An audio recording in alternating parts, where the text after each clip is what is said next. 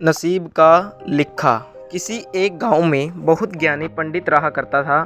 पंडित आजू बाजू के सारे ही गांव में बहुत प्रख्यात था और इसी वजह से धनवान भी। पंडित का परिवार ज़्यादा बड़ा नहीं था। पंडित अपनी पत्नी के साथ अपने बहुत बड़े घर में अकेला रहता था, क्योंकि पंडित को कोई बेटा था नहीं और एक बेटी थी जिसका विवाह पास के गांव वाले एक श्रीमंत लड़के से हो चुका था।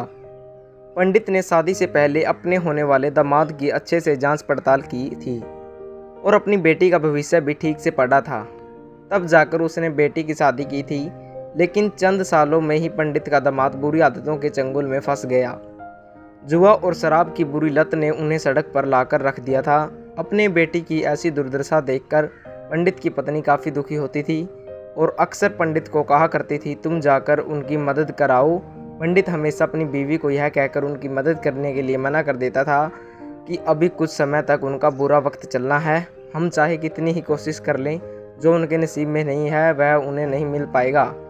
पंडित की ऐसी बातों से उसकी पत्नी काफ़ी दुखी हो जाया करती थी और मन ही मन सोचती थी कि कैसा स्वार्थी पिता है, अपनी बेटी को इतने कष्टों में देखकर भी उसकी मदद करने के लिए मना करता है।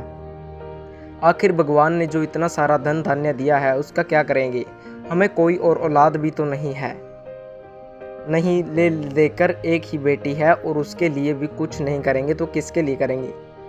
ऐसा नहीं है कि पंडित अपनी पुत्री से प्रेम नहीं करता था, लेकिन उसने अपनी पुत्री की कुंडली इतने अच्छे से पढ़ी थी और वह यह पहले से ही जानता था कि वह चाहे किसी भी लड़के से शादी करती, लेकिन उसके जीवन में यह समय आने वाला ही था और बिना इसे भुगते उसको छुटकारा नहीं मिलने वाला था। एक दिन खाने पीने के लिए भी मोहताज हो चुके पंडित की बेटी और दामाद उसके घर पर आए। पंडित ने उसकी बीवी ने दोनों का खूब सादर सत्कार किया और खूब अच्छा खाना खिलाया।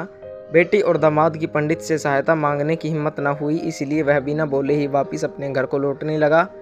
लेकिन माँ तो माँ होती है, पंडित आइन से रहा नहीं गया और बिना पंडित की इजाज़त के उसने चोरी छुपे बूंदी के लड्डू बनाकर उसमें सोने के सिक्के रख दिए और बेटी और दामाद को दे दिए, ताकि बेटी और दामाद की कुछ आर्थिक सहायता हो सके। पंडिताइन यह भी जान गई थी कि बेटी और दामाद शर्म के मारे उनसे मदद नहीं मांग रहे थे, इसलिए उसने बेटी और दामाद को भी लड्डुओं में छिपे सिक्कों के बारे में कुछ नहीं बताया। जाहिर सी बात है कि जब वो लोग घर पर जाकर लड्डू खाएंगे तो उन्हें उसमें सोने के सिक्के मिल जाएंगे। इस तरह बिना उन्हें मांगे ही उनकी मदद पहुंच जाएगी।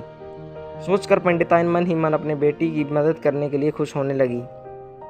पंडित के दामाद और बेटी उन दोनों का आशीर्वाद लेकर अपने घर के तरफ रवाना हो गए। उन दिनों गाड़ियाँ तो नहीं होती थी, घोड़ा गाड़ी या बैल गाड़ियाँ चलती थी। पैसे न होते तो और चीज़ों के लेन देन से भी व्यवहार होता था। बेटी और दामाद का गांव पंडित के घर के कोसों दूर था, फिर भी पैसों की कमी के चलते वह चलकर अपने गाँव की तरफ निकल पड़े। थोड़ी दूर ही चले थे कि पंडित की बेटी के पैर में मोच आ गई और अब उसको चलना भी मुश्किल हो गया। पंडित के दामाद ने जब देखा कि उसकी बीवी अब बिल्कुल चलने में सक्षम नहीं है, तो उसने एक दागा अपने घर तक किराए पर ले लिया। दोनों पति पत्नी तांगा में बैठकर घर तक पहुंच गए, लेकिन तांगा वाले को देने के लिए उनके पास पैसे नहीं थे। इसलिए पंडिताइन ने जो बूंदी के लड्डू उन्हें दिए थे वही किराए के तौर पर उस तांगे वाले को दे दिए। तांगे वाला बूंदी के लड्डू को लेकर वहां से चला गया। तांगे वाला अपने घर की तरफ जा रहा था, तब उसे एक हलवाई की दुकान दिखी। उसने सोचा कि थोड़े से बूंदी के लड्डुओं से मेरे घर के लोगों का पेट थोड़ी भरने वाला है, इससे अच्छा मैं इन बूंदी के लड्डुओं को बेचकर उनसे कुछ चावल खरीद लेता हूँ। तांगे वाले ने बूंदी के लड्डू हलवाई को बेच दिए। जिस गांव में वह हलवाई रहता था, उसी गांव में एक आदमी ने अपने घर पर पूजा रखी थी और उसी पंडित को उस पूजा के लिए बुलावा था। पूजा में लगने वाले प्रसाद के लिए उस आदमी ने उसी हलवाई से बूंदी के लड्डू लिए जहां पर उसे तांगे वाले ने बेचे थे। हलवाई ने भी उस आदमी को तांगे वाले से खरीदे हुए लड्डू ही पहले दिए ताकि वह खराब ना हो जाएं, क्योंकि वह नहीं जानता था यह लड्डू कब बने हैं। पूजा खत्म होने पर दक्षिणा और बूंदी के लड्डू लेकर जब पंडित अपने घर आया और खाना खाने बैठा, तो प्रसाद में लाए बूंदी के लड्डू खाते वक्त लड्डू से सोने का सिक्का निकला। इस घटना को देखकर पंडिताइन की आंखों से आंसू बहने लगे। पंडिताइन ने जब पंडिताइन से उसके रोने का कारण पूछा तो पंडिताइन ने पंडित को सब कुछ बताया और पंडित से उनकी बातों पर भरोसा न कराने के लिए माफ़ी मांगी। पंडित ने पंडिताइन के आंसू पोंछे और कहा कि तुम्हारी तरह मैं भी हमारी बेटी को बहुत प्रेम करता हूँ, लेकिन अगर हम उसकी अब मदद करते हैं तो दामाद हमसे हमेशा ऐसे ही मदद की अपेक्षा रखेगा और अपनी बुरी आदतों को कभी नहीं छोड़ेगा। पंडिताइन भी अब पंडित की बातों से सहमत हो गई थी।